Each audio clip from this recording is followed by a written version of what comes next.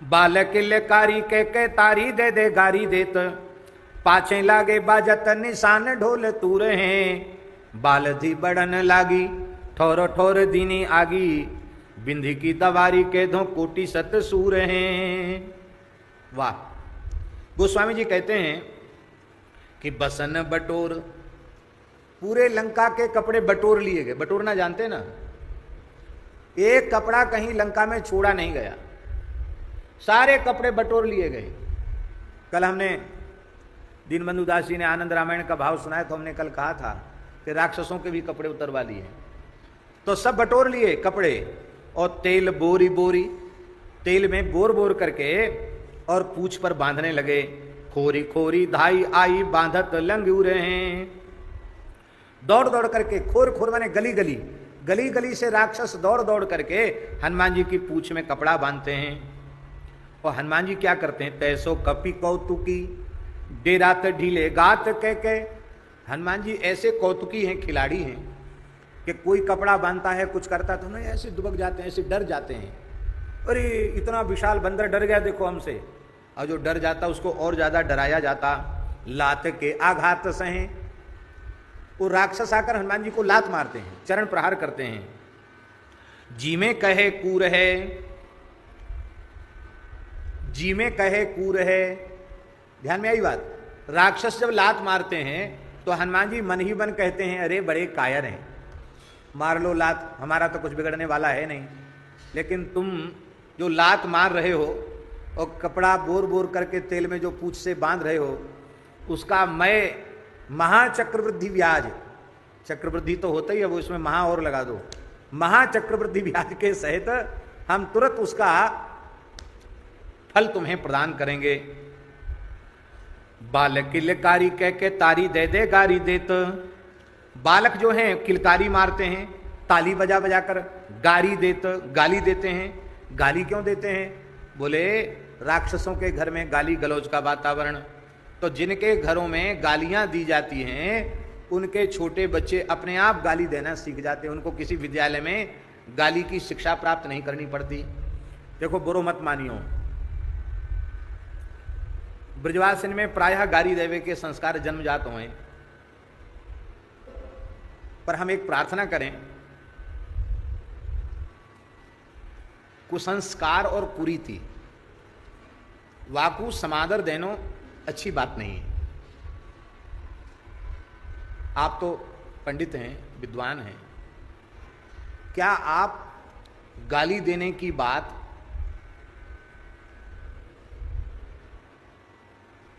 आर्ष वाक्यों से प्रमाणित कर सकते हैं?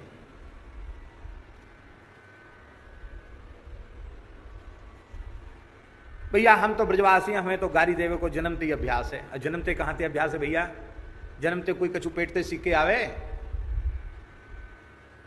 घरों में जो गाली देने का वातावरण होता है तो उनको सीखते सीखते बच्चे गाली देना सीख जाते हैं। जिनके घरों में गाली गलौज का वातावरण नहीं होता उनके बच्चे कभी गाली नहीं देते हैं। यहां गोस्वामी तुलसीदास जी कह रहे हैं कि जिनके घरों में गाली गलौज होता है वो राक्षस हैं, और जब गाली गलौज घर में होता है वो राक्षस हैं, तो राक्षसों के बच्चे गाली देते हैं। जो देवताओं के बच्चे होंगे, जो पवित्र सात्विक संस्कार संपन्न होंगे, वे कभी गाली नहीं देंगे। जो राक्षसों के बच्चे होंगे वही गाली देंगे। तो अब ये अपने आप में निर्णय कर लो कि हम राक्षस हैं कि हम सच्चे अर्थ में देवता हैं, क्या हैं। एक बहुत अच्छे महापुरुष थे वृंदावन के, पूज्य परम पूज्य प्रातः स्मरणीय श्री मोटे गणेशी वाले महाराज जी, चतुर्वेदी थे वो, पंडित श्री दुर्गा प्रसाद जी चतुर्वेदी। हमारे अपने विश्वास के अनुसार वे भगवत साक्षात्कार संपन्न महात्मा थे। आपने दर्शन किया उनका? भंडारी जी ने भी दर्शन किया है, दास ने भी दर्शन किया, बड़ी कृपा थी। हमारे पूज्य गुरुदेव भक्तमाली जी ने 1 महीना उनको कथा सुनाई। समय शब्द की एकता का बहुत ध्यान रखते थे, और वो मूल में मथुरा के ही चतुर्वेदी थे वो, पर उनके पूर्वज चले गए थे राजस्थान। राजस्थान में चोमू है ना, चोमू जयपुर के पास, और महाराज जी बाद में फिर इधर ही आ गए।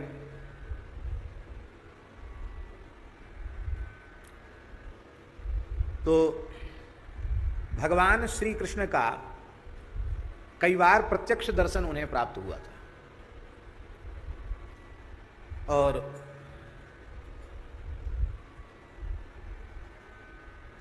भगवान श्री कृष्ण की ग्वाल मंडली में एक सखा था सुखदेव।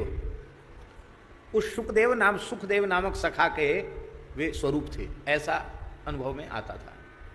और हमारे यहाँ जो पूज्य परमहंसी महाराज हैं, उन्होंने कई वर्षों तक उनके घर में जाकर सेवा की। गौशाला में जो परमहंसी महाराज विराजते हैं, उनके घर में बर्तन मांजना, घर में झाड़ू लगाना, उनके वस्त्र धोना, माताजी और पूज्य मोटे गणेश वाले महाराज जी दोनों की सेवा वो करते थे। मंगलवार सत्संग करते थे, क्योंकि मंगलवार को मथुरा का बाजार बंद रहता था, तो मथुरा के कुछ लोग सुनने आते थे, इसलिए मंगलवार सत्संग होता था। हम भी कभी कभी सत्संग में जाते थे।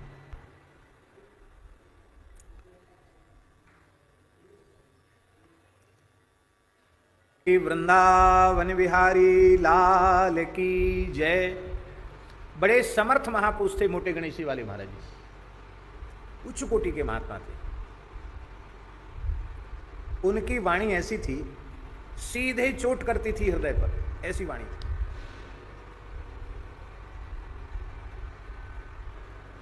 दंभ पाखंड छल तो उनके सामने टिके ही नहीं सकता था, ऐसे महात्मा। बड़े से बड़े लोगों को फटकार देते थे, अपने आप को धोखा मत दो, ऐसे थे। तो देखो, बुरो मत मानियो, ब्रजभाषा में चौबेन की ब्रजभाषा अलग प्रकार की होती है कि नहीं। 84 कोस ब्रज में मथुरा के चतुर्वेदियों की भाषा अलग होती। तो मोटे गणेशी वाले महाराज जी वैसे तो शुद्ध हिंदी भी बोलते थे, पर ब्रजभाषा बहुत प्यारी बोलते थे, और उसमें भी मथुरा की लटक थी। तो पूज्य श्री मोटे गणेशी वाले महाराज जी की बात वे कहते थे कि भैया, हम तो वायुकु ब्रजवासी माने, जो श्री कृष्ण के संग खेले खाए, श्री कृष्ण की लीला को याई देह सो इन्हीं आंखन सो अनुभव करे, हम तो वायुकु ब्रजवासी माने हैं, ये कहते थे। कितनी प्यारी बात, ब्रजवासी की परिभाषा। ब्रजवासी कौन? बोले जो कन्हैया के संग खेले खाए गैया चरावे, लीलान को प्रत्यक्ष अनुभव करे, सोई ब्रजवासी। वे कहते थे भैया, गारी देवे तो तुम ब्रजवासी नहीं है जाओगे, तुम गारी दे दी तो हम ब्रजवासी है गए। ऐसो भजन करो कि ठाकुर जी के साथ तुम खेलवे लग जाओ, तो तुम ब्रजवासी कहलावे के योग्य होगे। तो यहाँ गोस्वामी तुलसीदासी महाराज कह रहे हैं कि राक्षसों के जो लड़के हैं, बच्चे हैं, वो गाली दे रहे हैं हनुमान जी को, ताली बजा बजा कर गाली दे रहे हैं। क्यों दे रहे हैं? बालक गारी क्यों दे रहे हैं? बाल किलकारी कह के तारी दे दे गाली दे दे, इसलिए गाली दे रहे हैं क्योंकि घरों में राक्षसों के गालियां दी जाती हैं और उन्हीं के संस्कार उन छोटे बालकों में पड़ गए। तो इससे समझ में आ गई बात कि नहीं? यदि हमारे घरों में गाली दी जाती है तो मैया बाप हमारे राक्षस हैं, और राक्षसों के पास अच्छे संस्कार कहाँ से मिलेंगे? इसलिए न गाली देनी चाहिए। और ये गाली पूज्य श्री गोकुल भवन वाले परमन जी महाराज ने कहा, जब कोई व्यक्ति गाली देता है तो शब्द जलते हुए भयंकर काले रूखे राक्षसों के आकार के शब्द उसकी वाणी से निकलते हैं, और वे उस व्यक्ति को श्राप देते हुए जाते हैं, गाली देने वाले को, कि मेरा प्रयोग भगवान नाम कीर्तन में करना चाहिए था, अच्छी चर्चा में करना चाहिए था, तुमने हमारा प्रयोग गालियों में किया है। जैसे हम जल रहे हैं ऐसी तुम जन्म जन्म तक ऐसे ही जलते रहोगे। जब तक वे शब्द ब्रह्म है और ब्रह्म अक्षर है, अक्षर माने जिसका क्षरण न हो, इसलिए गाली के शब्द जब तक आकाश में व्याप्त रहते हैं तब तक गाली देने वाले को दुख देते रहते हैं। इसलिए महाभाष्यकार पतंजलि ने कहा है, एकः शब्दः सम्यक् ज्ञातः सुष्ठु प्रयुक्तः स्वर्गे लोके च कामधुक् भवति। ते असुराः हेलय हेलय इति कुर्वन्तः पराबभूवु। महाभाष्यकार कह रहे हैं, ते असुरा, के असुरा? असाधु शब्द प्रयोक्तार एवं असुराः, जो असाधु शब्द का प्रयोग करते हैं, अशुद्ध शब्दों का उच्चारण करते हैं, वे ही असुर हैं। ये महाभाष्यकार पतंजलि कह रहे हैं। अशुद्ध शब्दोच्चारण करने वाले को बार बार पराजित होना पड़ेगा। इसलिए किसी भी अवस्था में चाहे जैसी विकट परिस्थिति आवे, आपको कोई भले ही भयंकर से भयंकर गाली दे, पर आप उत्तर में गाली न दें, किसी को गाली न दें। गाली देने वाला झूठ ही बोलता, सत्य बोलता है क्या? गाली में जो भी गाली वो दे रहा है वो बात सच्ची तो है नहीं, तो झूठी है बात। और जब बात झूठी है तो आपको क्रोध क्यों आना चाहिए? झूठी बात को तो सुनकर आपको हंसी आनी चाहिए, कितना मूर्ख है, झूठी बात बोल रहा है। इस प्रकार से गाली सुनकर भी क्रोध से बचा जा सकता है। दूसरा उपाय यह है कि अपने मन में पक्का निश्चय कर लो कि हमने कौन सी भाषा पढ़ी है। जो भाषा हमने पढ़ी है उसका भाव हम समझेंगे, जो भाषा हमने पढ़ी ही नहीं है उसका भाव हमारे क्या पल्ले पड़ेगा। हमने अंग्रेजी नहीं पढ़ी, नहीं पढ़ी तो उसकी हमें कोई ग्लानि नहीं, और हमें कभी इच्छा भी उत्पन्न नहीं होती कि हम अंग्रेजी पढ़ लें, ये भी बात है। उसकी ग्लानि भी नहीं है और सीखने की इच्छा भी नहीं है, दोनों ही बातें। अब अंग्रेजी में हमको कोई गाली दे या हमारी स्तुति करे तो हमारे चित्त पर उसका प्रभाव होगा? क्यों? हम अंग्रेजी पढ़े ही नहीं, चाहे गाली दो चाहे स्तुति करो, हमारे लिए तो बराबर है। ऐसे ही अपने मन में यह पक्का निश्चय कर लो, हम तो कथा कीर्तन की ही भाषा पढ़े हैं, सत्संग की भाषा पढ़े हैं, गाली गलौज की भाषा हमने कभी पढ़ी ही नहीं, ये हमारे से कोसों दूर है। इसलिए जब उस भाषा को हम समझते ही नहीं, उस भाषा का हम व्यवहार ही नहीं करते हैं, तो उसका प्रभाव हमारे चित्त पर क्यों करो?